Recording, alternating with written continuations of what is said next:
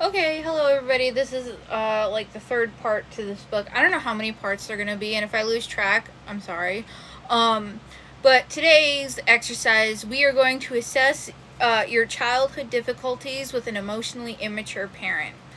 And if you have more than like a couple of these, yeah, your parents are emotionally immature, and I'm sorry. I didn't feel listened to. I rarely received my parents' full attention. Being one of like 9 children, yeah, you tend to get lost. Because I was an internalizer, not an externalizer. My needs were on the inside, and so I was forgotten a lot of the time.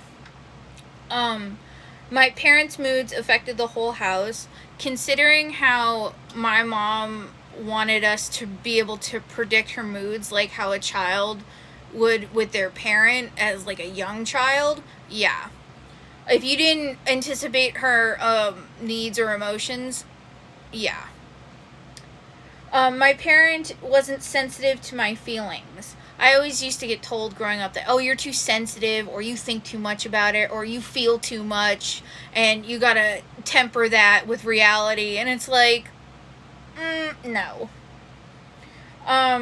I felt like I should have known what my parents wanted without being told. I was actually told this directly growing up because my mom's like, I shouldn't have to tell you what I want. You should already know, which is kind of weird.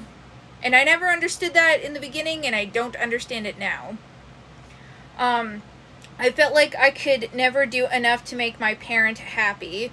Considering all throughout my childhood, I played music, guitar, as like a 6-year-old and onward, and I was pretty good at it. And my parents didn't want to come to any of my school functions that had anything to do with that. And they really foot the bill on my older brother, who had to go to all those events because they didn't want to. I felt like I could never do enough to make my parents happy. Well, yeah, my mom, no matter what you did, she was not happy. She would find some way to figure out, oh, you didn't do it the way I wanted.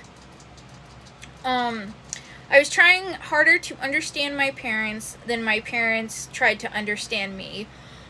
Yeah, considering that my mom and I had this weird relationship, a role reversal where I was the parent and she was the child in a lot of aspects. Yeah.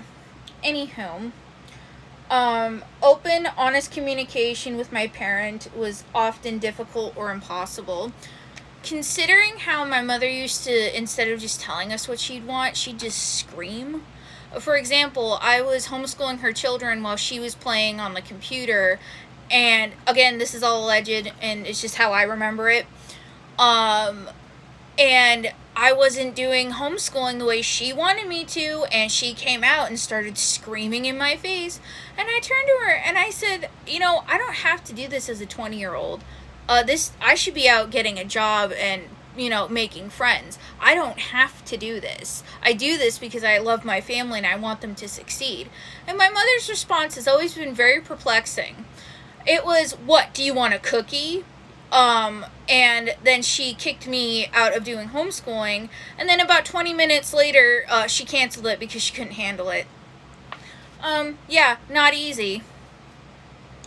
My parents thought people should play their roles and not deviate for them. That's called role coercion, and they talk about it in this book. But what that basically means is your parent or caregiver is assigning you a role that you may not necessarily jive with. And considering the fact that my mom wanted me to be a carbon copy of her, barefoot, 8 children, no education, yeah. Anywho, my parent was often intrusive or disrespectful of my privacy. At 16, she messaged through Facebook all of my friends, calling them spoiled bitches because they were trying to help me come to terms with the fact that I was, gay in a not very great household. And, yeah. So, huge invasion of privacy as an almost adult. I always felt that my parents thought I was too sensitive and emotional. Like I mentioned previously, my mother directly told that to my face. My parent often played favorites in terms of who got the most attention. And the only reason why my parent did that was because they could see themselves in that particular favorite child. My parents stopped listening when he or she didn't like what was being said.